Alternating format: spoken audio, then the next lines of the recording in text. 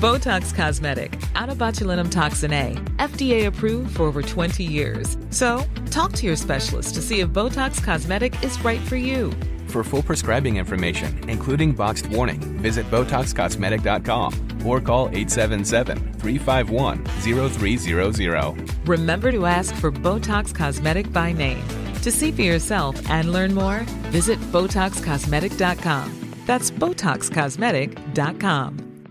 For over 10 years, Grammarly has been powered by AI technology that you can trust. With one click, you and your team can brainstorm, rewrite, and reply quickly with suggestions based on your context and goals. More than 70,000 teams trust Grammarly to help them with their writing, from important emails to presentations and more. Start being more effective at work by making your point clearly and getting things done efficiently. Go to Grammarly.com/business teams to download for free.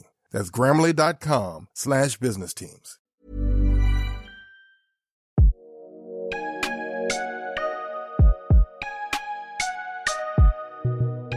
Pursuing your future doesn't end at 40. In fact, it may mark the beginning of knowing who you are, what you're capable of, and what you really want. But knowing what's next and how to get there can be a challenge, especially when old narratives play on repeat. Liberty Road is here to share stories so that you can consider your possibilities, pursue your purpose, and move into your future with intention. I'm your host, Netta Jones, and we're here to listen, learn, and liberate dreams one episode at a time. Well, hello, Liberty listeners. Welcome to another episode of Liberty Road. Today, you guys get to hear from Katie Quesada, and I got to hear Katie some years ago speaking at a women's conference, and she really blew my mind. And what's interesting is she blew my mind then in advance of the work she's doing now, which is in her zone of genius. So it's no surprise that she left that to do this. And I'll let her tell you a little bit more about that. Katie, welcome to the show. Thanks so much for having me. Yeah, it's so great to be here. And I've loved seeing all your past episodes and just amazing guests you've had on and just the cool movement that you've created. So it's a privilege to join you and join the show. Thank you for being with us. And just in full transparency, Katie, ladies, is not quite at the 40 mark. This is an expert episode, so we are staying true to our motto that we're only focusing on stories 40 plus. But every once in a while, there's an expert out there that we just need to have on the show. And I believe that cross-generationally is how we're going to learn from one another. So, but I just wanted to say that before anybody pointed out like, hey, wait a minute. And I'm knocking on the door of 40. I'm closer to 40 than 30. So We're getting closer. We're getting there. But we need your expertise. So first, just tell us a little bit about what you do as a story coach. Yeah, so I'm a speaker and a storytelling coach. I help people and companies tell better stories. And all the work I do is condensing information. So I don't do long form storytelling, or I don't help people write books. There's great people out there who help people do that. What I do is I help people talk about themselves and their experiences or the work they do or the company they're a part of in a way that is concise and compelling and really find and create that really amazing narrative that's living in there somewhere. So that's the work that I get to do. How did you get here? Because this isn't like a traditional path, Katie. Let's be honest. Yes, it is not. So years ago, I was speaking at women's events and conferences where you saw me and where we had a nice little moment in Pasadena a million years ago. And now I don't live there anymore. But I was running these events, these large events for women. Hundreds and hundreds of women would come. It was going great. Things were good. I was speaking at them. I would fly in speakers. But we brought in a woman named Dr. Tama Bryant Davis, who's amazing, out of Pepperdine University. If anyone follows her, you should follow her on all the things. She's written a bunch of books and she's fantastic.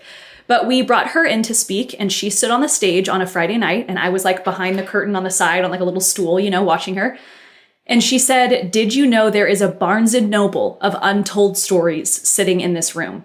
And I felt this like really significant feeling like, oh my gosh, I'm not supposed to speak here anymore. And I'm not supposed to bring in speakers anymore. I'm supposed to teach these people how to tell their stories. Like the really good stories are in the room, not on the stage. And I knew that she was right. I knew that. I was like, oh, that's it. That's the whole thing, is that everyone has these incredible stories and I just have to figure out how to find them. So for the next 2 years when I was at that organization, I flipped the script. I didn't really tell my boss and kind of just didn't really talk to anyone about it. And I just stopped bringing in speakers and I stopped speaking there. And I would behind the scenes sit with a panel of women in each age bracket. So I made sure it was like someone in 20s and 30s, 40s and 50s, 60s and 70s, and of all different ethnicities. And I would sit behind the scenes with them. It was pretty much every month or every other month. And for a couple weeks, I would find someone amazing who had an amazing life story. And they would sit across from me and I would say, tell me your story. And usually in about an hour and a half, it would take them on average. Sometimes it's 3 hours, sometimes it's 10 minutes, just depending on people's brevity or there's so many pieces to that. But they would tell me their life story and then I would help them say it from the stage in 6 minutes. So I did that over and over and over and over and over and over and over again. And I got this muscle built up where I could help someone, they'd tell me their life story and help them say it on a platform from 6 to 8 minutes. If they'd never had speaking experience before, 50% of the time people would say to me, no, and then call me back 2 weeks later and be like, okay, I'll do it. And I'm like, okay, great. And I could help them have that confidence to do it. So I did this over and over again. And then things went south at that job and my life felt like it was falling apart. And my husband and I had multiple miscarriages between our 2 kids. And those seasons of your life where you're like hitting dead ends just over and over and over and over again. Yeah. My husband and I simultaneously sold everything we owned, moved into an RV so that we could continue to save for a house in Los Angeles, which is not a cheap place to live, especially when you want to quit your job. So I quit my job, we moved into an RV full time, and I started to tell people that I was a storytelling coach. And in the beginning, my husband was like, okay. And my parents were like, oh, she's a storytelling coach, and people all the time are like, what is that? And I'm like, I'll figure it out.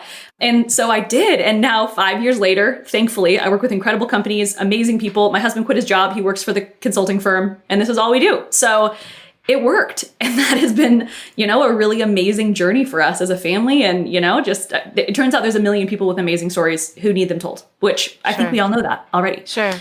So it's been a huge gift. And now I get to lead corporate workshops, keynotes, speak at events, work with amazing women who have incredible stories. So that's fantastic. Okay, you snuck something in there about selling all your things and moving into a 180 square foot RV. Tell us, what was the motivation behind that? Yeah, so when all of life was falling apart, my husband and I, and then a group of our friends together, we bought a really junky 90s RV off of Craigslist.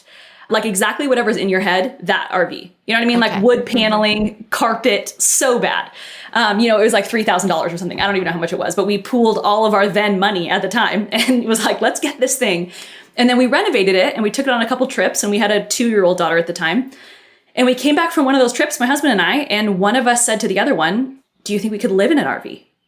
And we were like, maybe. That's what level we were at, joking about it. Yeah. But then things got so much worse at my job. And we were like, how are we ever going to afford to live here? I wasn't ready to move back in with my parents, it was just all those massive life decisions that feel so real in the moment. And now you have a kid and what I thought I was going to do forever, I'm not supposed to do anymore. And so I started to follow a lot of people on Instagram who live in RVs. And I don't know if it was algorithm or fate. I'll never know. Was it destiny or was it the doesn't matter. Yeah, it doesn't matter. Or is it always both, Yeah. I was started following all these people on Instagram, and then this really influential person I had followed for a while who lived in an RV. She had this huge following. The day I walked in to quit to the team that I was leading at the time at this organization, I oversaw this team.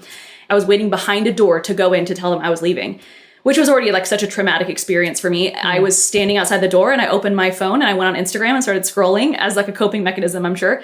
And she went live and said, we're selling our RV. Does anyone want it? And I DM'd her and I said, we do. And then I walked in the room and I quit. Wow. And afterwards I called my husband and I was like, hey, I don't know if we're ever going to actually live in an RV, but if we do, I put my name in this hat. But she has 500,000 followers. So I'm not going to hear from her, but just so you know, I messaged her, Yeah. And so I sent that to her and my husband was laughing on his long commute home from downtown LA. And we got home and 10 minutes later, we got an email from her that said, you're number 11 on the list. If you want the trailer, you need to decide tonight and you have to put a cash deposit tonight. And I'll let you know when it comes to you. Oh my gosh. And so we were talking to each other back and forth, what is happening in the world. And this story, I could tell the story for 5 hours, but the point here is I love that in so many people's marriages, they talk about these big decisions that they've been thinking about for years. We've been thinking about this for years. We sought counsel, we've been praying. People say all these things, but sometimes in your life, someone emails you and is you have 30 minutes to decide. You just have to do this. What do you do? And so Danny and I are just looking at each other what, and we get the email that had come to us and it said you have 30 minutes to decide if you want this RV. And we were do we seriously take a chunk of our savings, buy an RV, live in 180 square feet with our tiny child? A really sweet part of that story is that we have a really close friend. She's single in her 40s and incredible.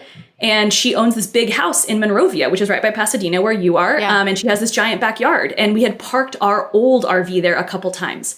And she had jokingly said to us, hey, if you ever want to park your RV back here, you can. And I had said to her one day, okay, so we can live back here, and made some joke about it. And she was like, of course. And then that night when I got the email, I called her and I said, hey, I only have 30 minutes to decide. Can we actually live in your backyard? Yeah. And she said really sweetly, will all your parties be at my house? Oh, what a good friend. Yes, I said they will be. And she said, sounds good. Come on back. And so I got to email them and say like, yeah, we'll take it. So we, over the course of the next 30 days, sold 90% of what we owned and moved into 180 square feet. My husband and I each had 20 hangers across. My daughter had one tub, and we sold everything. I mean, the world's largest garage sales. You will never know how much stuff you have until you have to sell all your stuff. You know, I mean, like the amount of cups we all own, astronomical. Like if you counted your cups right now, you would die. Yeah, you would have a heart attack, right? You would say like, oh my gosh, I own 107 cups. Like no one thinks that they own that until you're only allowed to each have one cup. So I love that story. And you're so right that so many of us hang on to these some days and what ifs, and acting upon them isn't just, I think, important for the sake of that thing, but it's important for the trajectory that it sets you on. Yes. And the freedom in your case that it allows. The audience has heard this if they've been with us for a while, but we had a similar thing. My husband had a health crisis, and it was a 4-hour drive from the clinic that he was at to his drive home. It was a rare kind of thing. He's fine. He's just something that he's dealing with is a neuromuscular issue. And by the time he got home, I had concocted that we were going to pull our 3 kids out of school and travel so that we could condense all these things that we wanted to do into the next year, because he was going to be impacted health-wise. Yes. And I fully thought that he would walk in the door, say, let me pour you a glass of wine, like, it's been a rough night, and just laugh it off. But instead, he was like, that's a great idea. And we did it. Same thing. It was kind of on a whim. Wow. And it has become a pivotal thing in our family story. So I get it. And I only share that to validate what you're saying and to shout out to the listeners, like, do those things now. Tell those stories now. Yeah. And what's crazy is I think we impulsively spend money, but we don't impulsively create experiences. Stories over stuff is like a whole philosophy of mine, obviously, as a storytelling coach. And that's a part of the conversation Danny and I had was like, if this all sucks, we're still going to be glad this is our story. In retrospect, we're never going to say, oh, good thing everything stayed the same. You know, we're going to say like, glad we sold everything and we tried it and we did our best. And then the thing we were worried about happening, us living with our parents or finding a tiny apartment, that thing would still happen, you know, if it went south, but at least we tried this middle magical thing. And the most surprising thing for both of us was we loved it. You know, that's where people still are like, can you ever imagine going back? And we're like, yeah, we could move back into an RV tomorrow. We did the thing. I mean, and now we saved for 2 years and now we live in a mansion, an 850 square foot mansion in Orange County, California. So now we just like walk around the house with our arms out, you know, you can just, there's so much room. You can leave a pile of clutter and nobody dies, you know, like all the things are available and open. So just don't re-inherit the 100 and whatever cups. That's the way. Do not go back to that. Exactly. Well, so thank you for sharing that, because I think it gives us a little bit of background. And I love that you said this philosophy of story over stuff. And that's your next book. I'm just going to put that out there. You need to write that book. You've told us the things that you do with people. How very practically does one work with you? I know that, you know, you mentioned you're a speaker and you're a coach, and on your website, I see that you have workshops and you even have a free downloadable tool. But what are those mechanisms that we can come in and explore and work with you? Yeah, absolutely. So I have a course called Own Your Story on my website right now that you can go and find. I'm currently working on a brand new course that's going to come out towards the end of the year this year, or fall. But I'm recrafting an entire course that's basically the workshop that has been really successful with companies, and I'm recondensing it into a workshop. So I'm doing that one right now. But yeah, really what we do together is identify your core stories from your life. So let's say you're just an individual powerhouse woman and you're like, Katie, I'm not totally sure what to talk about or when, because for all of us, what's wild is for every single person, the stories that are the hardest to find are your own. It's very easy for you to say to a friend, like, this thing, that amazing thing that happened to you, that thing you did. These are all incredible things. But in the Own Your Story course, which you can find on my website, we go through a process called story mapping. And it's where you look back on your life and you identify 7 key moments and you ascribe value to them. So here's what I mean. An event is a micro story and a value is a macro story. So you want to move your stories from micro to macro. It looks like this. If you have an experience, you need to ascribe value to it. So for example, a woman comes to me and she says, Katie, I'm going to be a breast cancer speaker. I survived stage 4 breast cancer. I'm going to become a famous breast cancer speaker. I need help writing my story.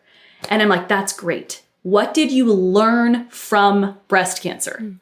And then she's like, oh, resiliency. And I'm like, good, you're a resiliency speaker. That's what you are. Because I can't come into your story on breast cancer. I've never had it. But I can come into your story on resiliency through your path of breast cancer. So we have to figure out how to open our story gates wider and wider and wider, because if we keep it just at events, then what we do is, it's like me talking about the RV. Very few people have ever sold everything they own, but everyone can come into my idea of simplicity or the idea I have of experiential learning or how I feel about the fact that stuff doesn't last. Those kinds of things anyone can come into because those are the values I've ascribed to those events. And that's really the work we have to do as women, because especially, your audience, I feel so strongly about, and maybe that's just because that's who I've worked with the most over the last 4 years. But I feel like women over 40 and 50 and 60, they have a Rolodex of stories that people need. And then the platforms that we're hearing the most, just totally transparently, are women in their teens and 20s. And they're telling us all they've learned. Yeah. And that's fine. But what I need is a mom of a teenager to tell me, what the hell do I do right now with my 6 and 4-year-old? I need a parent who's ahead of me. I need a female business owner who's hitting 8 figures. I need these people in my life who are like, this is how I did it. And I did it over the course of 15 years. Not just overnight successes or cool ideas or something I've reshared. I need true experiential storytelling from older women, and I'm saying that from me, I haven't broke the 40 barrier yet, but as a 30-something, that's what I'm begging for. I need to hear these stories from these women who have these incredible experiences. So you identify some key stories, and then we figure out kind of how to tell them and what that format looks like. And that's something called The Hero's Journey by Donald Miller. If you haven't looked up Donald Miller, he's amazing. And he's the story guru. Yeah, love Donald Miller. But he's got a lot of books and courses and things anyone can download. And that's kind of figuring out who's the hero in your story and who's the mentor. And then we go through what type of storyteller you are, and then help you kind of figure out the storyteller successes from each one of those things. So some people are really long-winded. Some people are circle talkers. They say things like, why did I start saying this? They're kind of chasing a tangent like squirrel. I think that's me. Yeah. Yes. And all of us at some time are all of them, And then we go through this idea that there's the big 3 C's of storytelling, which are context, conflict, and conclusion. And everyone has one of those things they're not great at. And if you can get better at one of them and then keep doing the one you're good at, you can tell a more complete story where you say what happened, what you almost was worried was going to happen, or what almost went wrong, or what you overcame. And then you land it with a value-based conclusion. And now I know, and now I can see, and because of this, and now you can really lead someone somewhere. So we go through those 3 C's and kind of complete the circle so that there's a really simple formula to creating more effective stories. And some of the stuff in Own Your Story and some of the courses that I offer is just creating confidence of sharing your own story, understanding that your stories matter and that it's valuable and important. So yeah, that's all a part of it. In perusing through your website, it was interesting. I expected to find the corporate and the if you want to be a speaker and if you want to tell a story based on whatever your work is. But I was surprised to see things like being able to give a toast, like a holiday toast or a wedding toast, that you've really broken it down for people who don't know how to introduce themselves, don't know maybe how to give their elevator pitch of their business, whatever. So how do we access you for those things? Is that in the workshop? Is that part of the workshop? Holiday toasting is its own super affordable guide. I think it's $20. And that is just if you want to give a toast as a host, here is exactly how to do it. And that actually came from the fact that I was emailed and texted and called more in one summer of people who were like, hey, my cousin has to give this toast and he's never spoken in front of anyone. And they said everything says make it a story, but we don't know what that means. Yeah. And I was like, wait, this is so easy and I can help anyone give a really great toast. So that feels like such a home run thing, but it's also toasting is actually really sacred. I mean, I don't know if you've read Priya Parker's The Art of Gathering. No. Oh, definitely get it. It's amazing. Okay. But she talks all about how like what we need is a generation of people who know how to bring people together and say what matters. And that is like what toasting is. Toasting is like, hey, we're all here because it's your birthday and you matter to us. And that little thing is so important somehow, you know, we're just in this world that's kind of bumping into each other and we have to like create space and really say like really important things in front of other people. It seems kind of silly, but I actually really value toasting and I am a big birthday toaster. And if you're in my close friend group, we have a very strong culture of the birthday toast. So if it's anyone's birthday, everyone's toasting. And that's that. There's no way around it. I mean, my husband is a die-hard introvert. So like, please know that. And he's still raising his glass. You know, we're like 10 years into this and people who have left our friend group have texted me and moved away and said like, everyone's gotten a toast on their birthday since I met you. Aww. It's just like a part of me and who I am. So that's why it's in there too. So yeah, people can connect on that. There's a toasting guide and there's Own Your Story, a storytelling course. Okay. That's awesome. I just want to make sure people have context as to like, is this for me? And then of course they'll know how to access you. And listeners, we will have all the books that Katie is shouting out in the show notes. Okay. So you mentioned something about being a long-winded storyteller. So what is the value of telling our story concisely or quickly? I think some of it is audience specific. So for some of us, especially when we're like with our husbands with a glass of wine on the couch at night, I mean, talk as long as you want. No one cares, right? He's there. He's not going anywhere. But for some of us, we're in meetings or we're in a pitch session or we're trying to convince someone to do something. In those scenarios, we have to figure out how to create a concise narrative.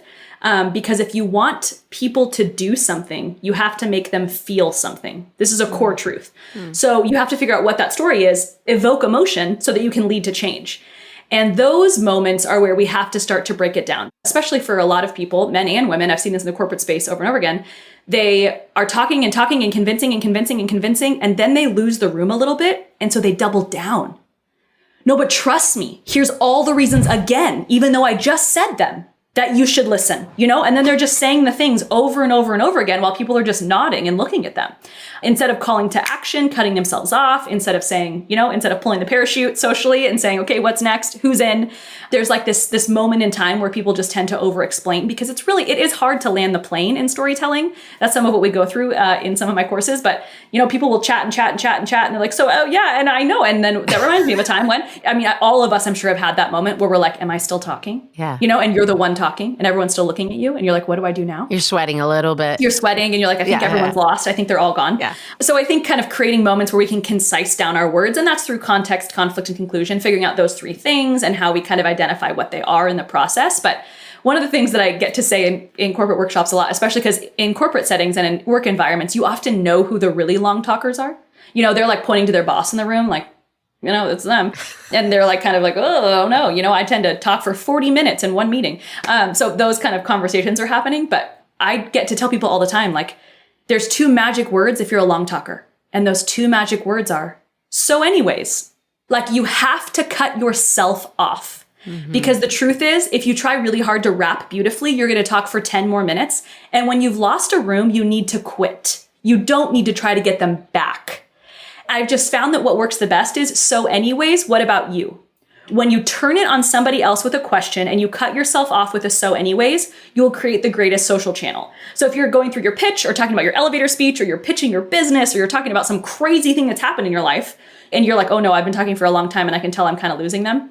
You can say, so anyways, has that ever happened to you? That's great. You get to pass it off. That's a great tool. My only thing is the people I know, probably myself included, that can be long-winded in those situations are completely clueless about being long-winded. So I don't know if the so anyways will occur to them at the appropriate time. Maybe we should make signs that just say so anyways and hold it up for them.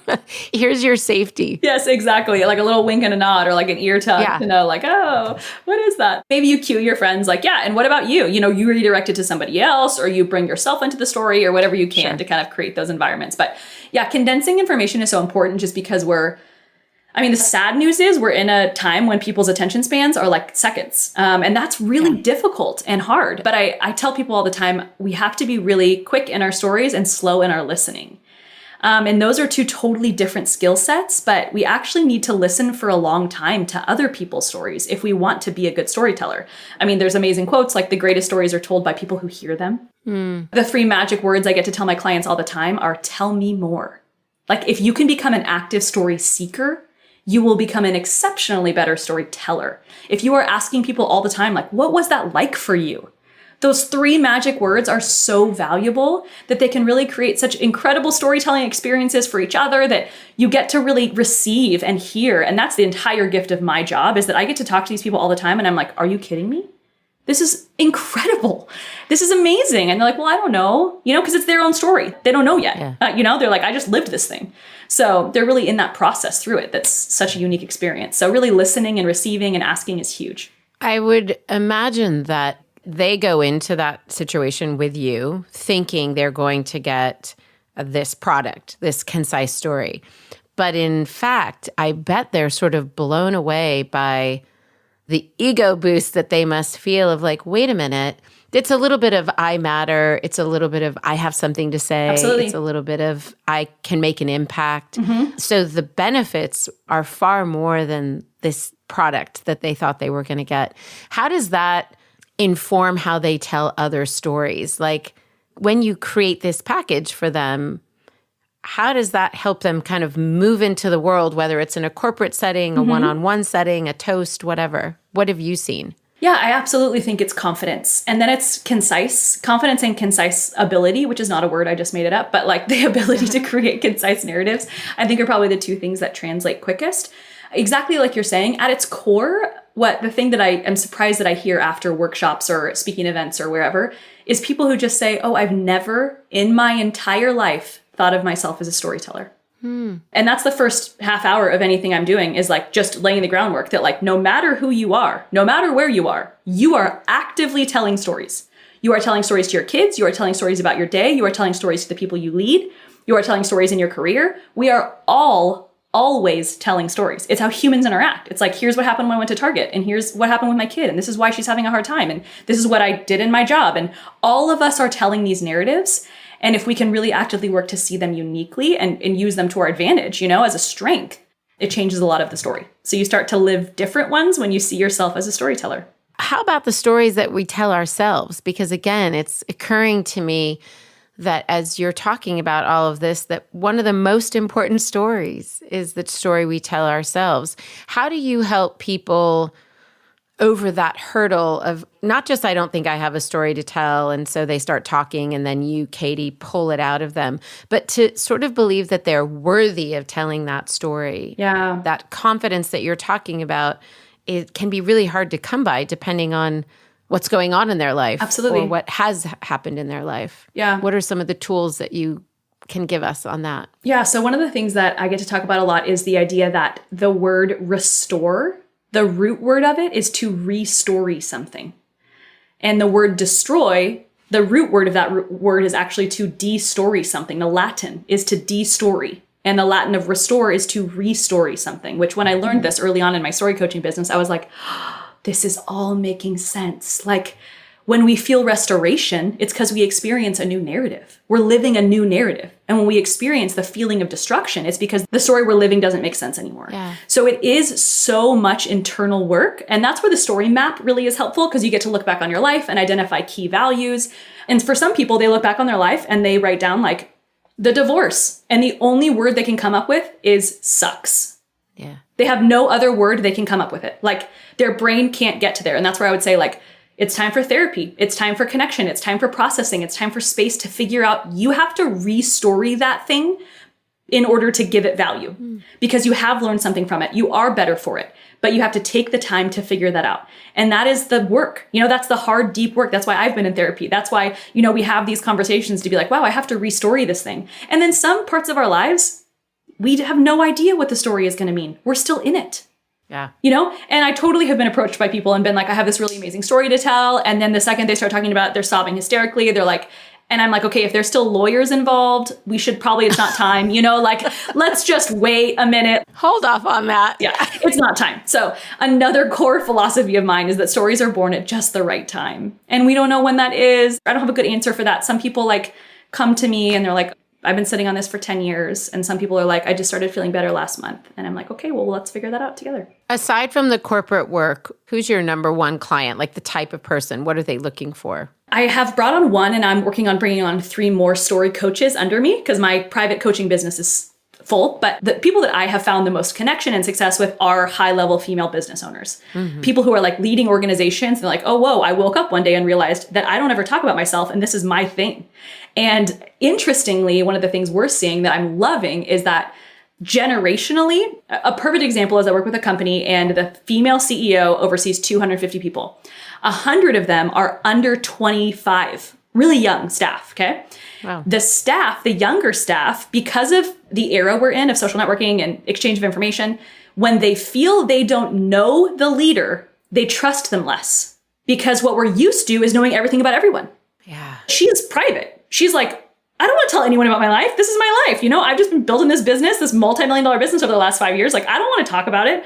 But I'm like, oh, wait, you actually do have to talk about yourself and your story so that your team trusts you. And that is a fascinating shift in culture that these, you know, this younger generation is like, wait, do you have kids? Where'd you grow up?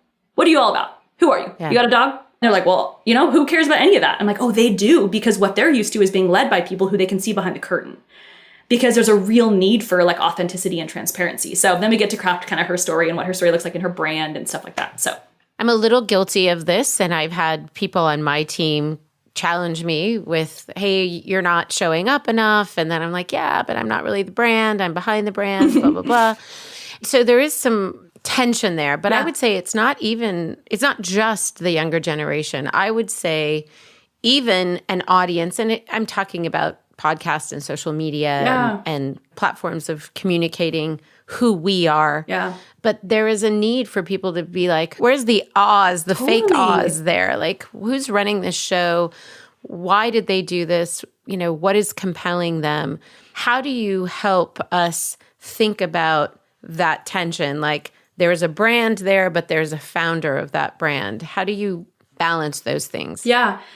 I think there has to be a unique brand story and then a unique founder story. And both of those things are allowed to coexist. So the brand that you created and the world that you exist in gets to have its own narrative, but that narrative is inextricably linked to you.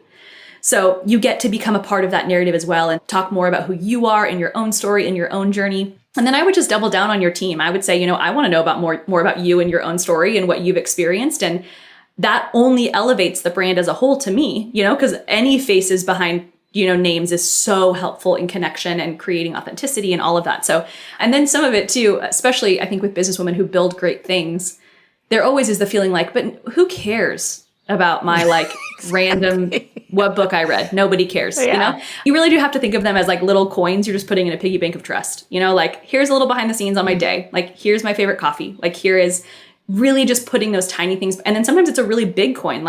I experienced this really traumatic thing and I've never told you all about it.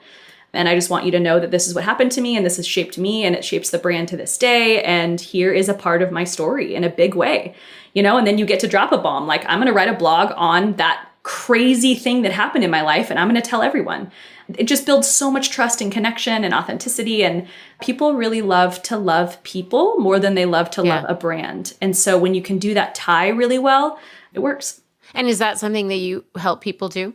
Yeah. I mean, it might be someone on my team or it might be somewhere along the way. But yes, that's definitely something we can do is find the amazing stories and help craft them. I think because we've been running this podcast before I made the pivot of focusing on the 40 plus, we have a lot of listeners who aren't necessarily here for that. They've sort of transitioned into that, but they're here more for the entrepreneurial piece of it. Yeah. So I think it's good for them to know how they can access your expertise.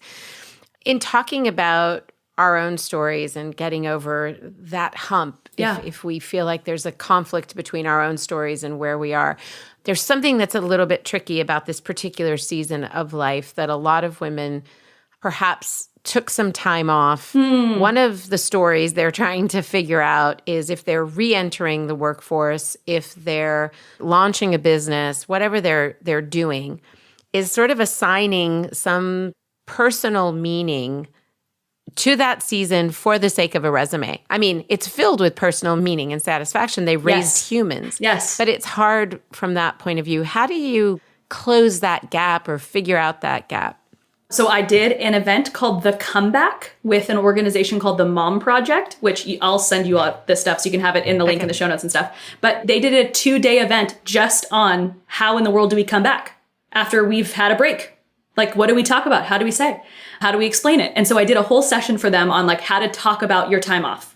Like, what words do you use? How do you feel confident in it? And so there's a blog I have called The 7 Sentences to Streamlining Your Story that they have that I'll send over to your team. But I love this question because I think culturally we're figuring it out. I think COVID really helped because I think a lot of people took off time during COVID. So I think that people are catching on that like really great people just take 4 years off work and then come back. Yeah. And that's just fine. It's not a knock, you know? It's like, oh, they had a different priority for a minute, you know? And I think that we're kind of figuring that out, but I do truly believe that coming into an interview or a resume or a conversation, confident in your past decisions is vital.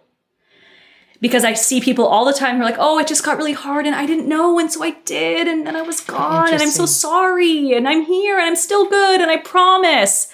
And that's truly the story they're telling, as opposed to, I was an exceptional marketing director for 8 years. I took 3 years off, raised my beautiful kids. So happy to be back, stayed fresh the whole time.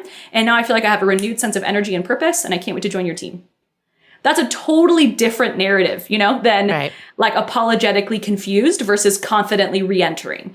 And exactly like you said, the hardest narrative is the one you first have to craft inside. Do you believe you are capable again? And that is so freaking hard. Yeah. I have a friend right now with a new baby and she came over and sobbed in my backyard couch and was like, I don't even know if I can work anymore. And like 3 years ago, I was the head of marketing for a multi-million-dollar company. She's like, I don't even know if I know how to do anything anymore. And I'm like, oh, every single mom I've ever met felt just like this. I don't know anyone. You know, I started a business from scratch after a newborn too. And I got back into the workforce and I was like, wait, are people going to pay me to work again? You know, it's just, all of that is so hard, but you really have to kind of get your start. I mean, I tell moms all the time, like, if you're coming back, start interviewing anywhere that will say yes, just so you can get good at interviewing, not because you need that job. Like, you need to just practice telling that story in like an interview with Amazon and whoever you're interviewing with, because it will help get your reps in. You need to build that confident voice, that confident narrative in order to come back, because it's so true that those pivots, they really make us better at our jobs. And I think companies are realizing that, but it's going to just take a little time. Same question, but what about the mom who hasn't just taken off the 3 or 4 years, kind of when the baby's young, but who has taken off the 15 years, you know, who made a decision to take on a different job, essentially. And now she's looking for a job that pays money. Yeah. What are your suggestions for that story? I mean, I think I love exactly what you just said. So I love that you said, I had a different job for 15 years and now I'd like to do this one. And I think that that really is what it is. You know, I think kind of creating in those environments, like, yeah, we all know no one works harder than a stay-at-home parent. Yeah. You know, anyone who's a parent knows that that's true. That reality is there. You know, my husband is a full-time stay-at-home dad and then does some stuff for our business, you know, when they're at school. But that's his primary role, is full-time stay-at-home dad. And that conversation, I think, is so incredible as we process that with other people. So I think even if it's been 15 years, I think getting that muscle back through interviewing, through resume writing, through conversations, getting really well connected in specific networking groups. Like the Mom Project is a great example. They have so much information on that. And then like some women's networking communities, and this one, you know, communities connecting to each other to say like, how have you done this? What does that sound like? And then really rehearsing through that story. Like, yeah, I was the head of this thing. I did this job and I did this. And then I took off 15 years to have a different job, and the most important one I'll ever have. And that actually worked out really well. The kids are doing great. And now I'm ready to come back in on this side of the workforce and jump into my next role. People usually respect and care about your story as much as you are willing to. Oh, that's great. Let's talk about the work thing a little bit. Let's assume that these women get these jobs. Yeah. One of the things that you do, as you mentioned earlier, is you work in corporations. If you're not the CEO, if you're not the head of marketing, what are the ways that the teams need to build that story muscle, and for what sake? How does that manifest itself? Absolutely. So I worked with a company in the last couple months who they only hired me to work with their executive level team on their internal presentations because they were awful and people were bored. These people are very, very, very high level, and people were leaving like, I'm so bored. And then I got deep enough in this company that is this massive global conglomerate. And I find out nobody likes these things. Nobody wants to go to business reviews. Nobody likes to listen to them. Nobody likes the slide deck. Nobody likes what they're doing. And I'm like, oh, so often in organizations, like meetings, presentations, pitch decks, white papers, all this corporate terms, all these things that people are exchanging back and forth, the receiver doesn't care and the teller doesn't care. And that's where I'm like, oh, there was a story breakdown. We lost it. Let's throw the whole thing away and start over. What do you need to know? And how do you get people to care? And we start to work through those environments. So what we did is we reshaped their entire quarterly business review and said, okay, what the only thing I need to know is this couple things. The rest of it, you can read. Here it is. It's in an email. I don't need to talk in front of you for an hour and a half and tell you every single word of something you can read. And you can kind of start to process that together. So that's one specific way. And then for companies that I just do a quick pop-in workshop, they get to identify their personal story in connection with the brand. So for example, I worked with Zillow. I could end my time with, what is your Zillow story? Why do you care about this brand? Why does it matter to you? Why do you love your job? The reason that works is really unique. One, it's good for them to talk about because it's marketing. Anytime someone talks about their job, it's marketing. But number two, it actually creates retention because we believe the stories we tell. So if we tell a really good story about why we are somewhere, we feel actually more confident in our job. And companies have higher retention when their employees have a strong brand story. Sure. They believe what they're saying about the work that they're doing. And then they can actually talk about it in a way that's succinct and concise and compelling, because some people to this day are like, what do you do for work? And they're like, oh, it's just like computers. Sure. And I'm like, what do you do? They're like, it's just, I don't know. Yeah. And I'm like, okay, can you tell me about your normal day? What is your normal day like? Can you give me anything? So it's just, it kind of helps shape their personal narratives and their work story. And then they get to share in these workshops, they get to share about their personal lives with their coworkers in a way that they feel comfortable. Like, oh yeah, my dad was really important to me. And those kind of things just build trust and create connection and stronger teams. And then hopefully at the end, the hard skills that these companies walk away with is that their leaders are better at communicating. Yeah. And that can solve a lot of problems. Yeah. What could be better than that? Exactly. Use that on a global level. But that's another podcast. So you talked about the speaking. So a company can hire you to come and speak, or an organization can hire you to come speak, the coaching, the workshops, the e-courses.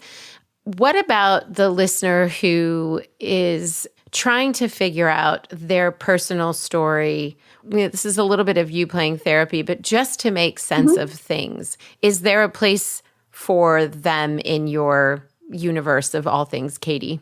Yes, 100% that is Own Your Story. Okay. That's the course I have on my website. Okay. It's not too expensive. I think it's, $197 or something. Wow, that's great. It's like 6 sessions, and it's actually a live recorded workshop that I did on specifically personal storytelling.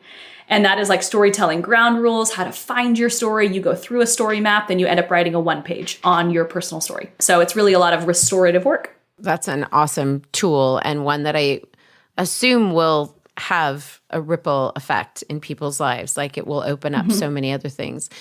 Let's talk a little bit about this particular season of life, which again, you are just about to hit. But what are some tools, and maybe, you can pull from the workshop or some other things you've learned along the way, that in this middle third of life, there is a narrative that is a social narrative that it's kind of wind down time, ladies, like exit politely out, stage left.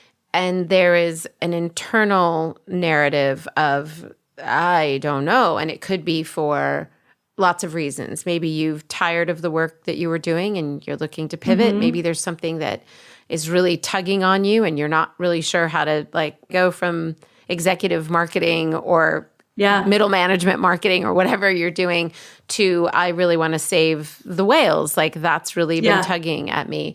Or it's children are growing up, you've got more time, they're, more self-sufficient, perhaps they're leaving the nest. There is this weird pause, which, menopause is coincidental. That's good, but it works.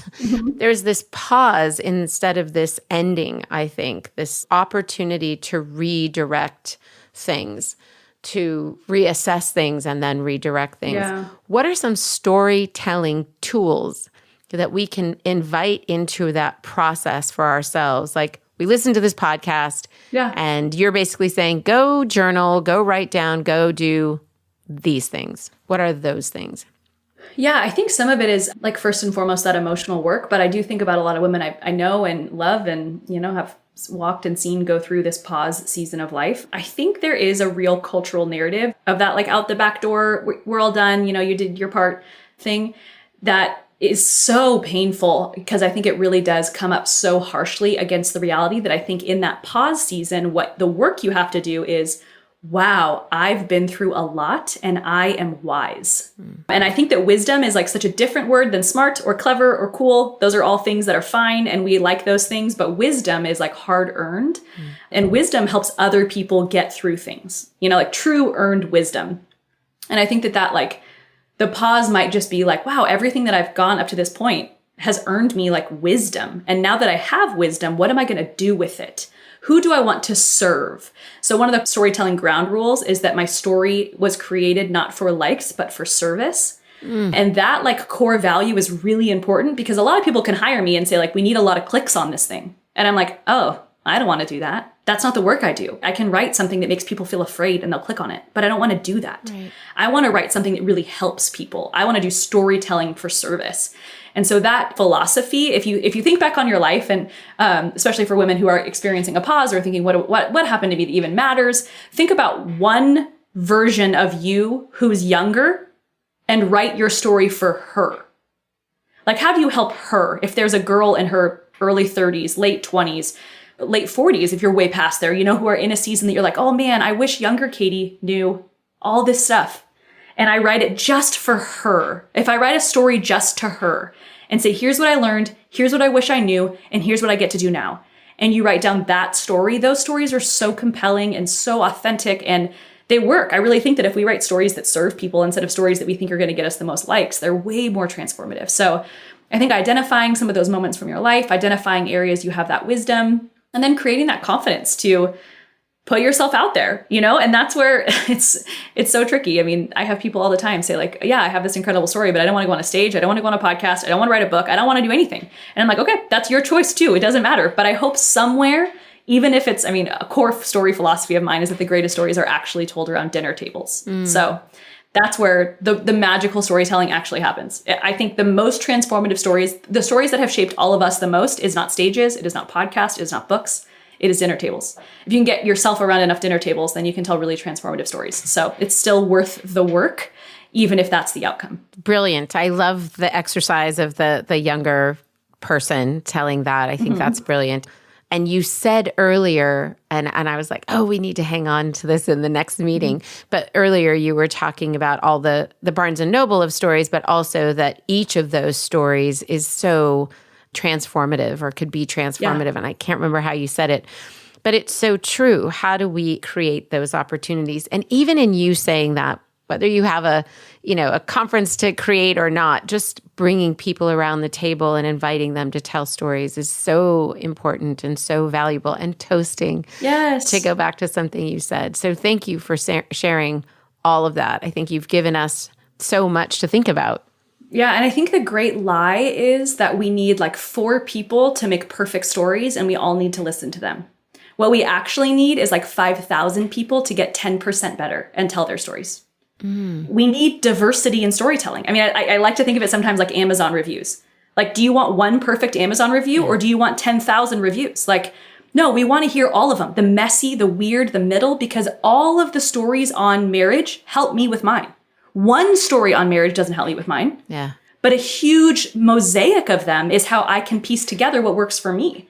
So really that encouragement is like, no, your story is incredibly vital. I need to hear it. I don't need it to be perfect. I don't need it to be crafted exactly. I need you to have the confidence to say it in a space where I can hear it. And if we can just do that over and over and over again, we can really help each other as women in our narrative journeys and how we're crafting things, and in events like that where, wow, these incredible stories are told all around me, and now I get to receive them and grow from them. You are a gem, and we're so lucky that we got to hang out with you. I'm excited for people to get to know you and the work that you're doing, and to participate and to, take one of the workshops or do some one-on-one work with you. But before we let you go, I have to ask you how this worked. What started out as something that your husband and your parents were like, well, isn't that cute? How has that work as a speaker, as a coach, and really, I would say as a movement? Like, what you're doing is really helping us to think internally as well as externally about the value of story.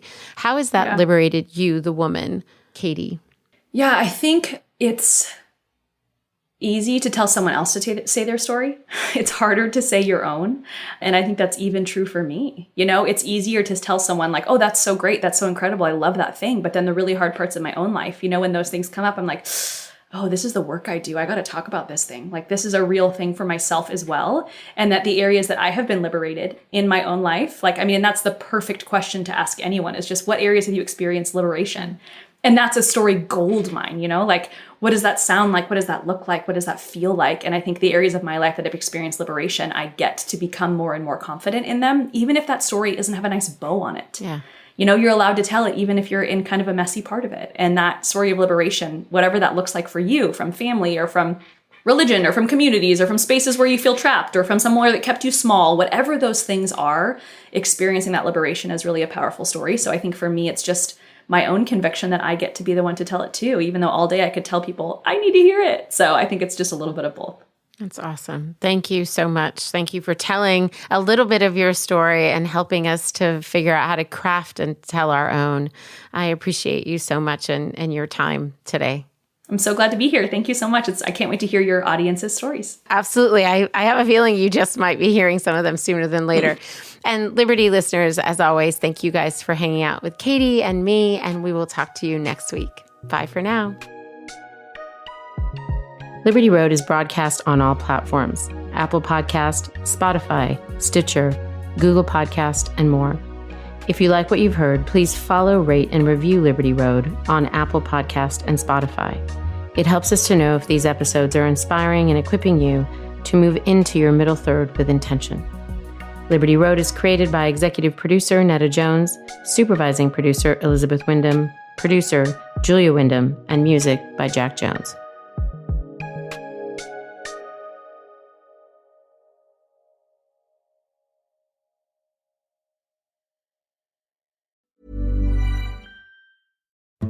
There's only one road into Key West, but you won't believe where it can take you. Travel back in time to a city rich with history. Discover amazing artists and musicians. Taste seafood fresh off the boat. Or just kick back and soak up the island vibe. For more about Key West, visit flakeys.com. Key West, close to perfect, far from normal.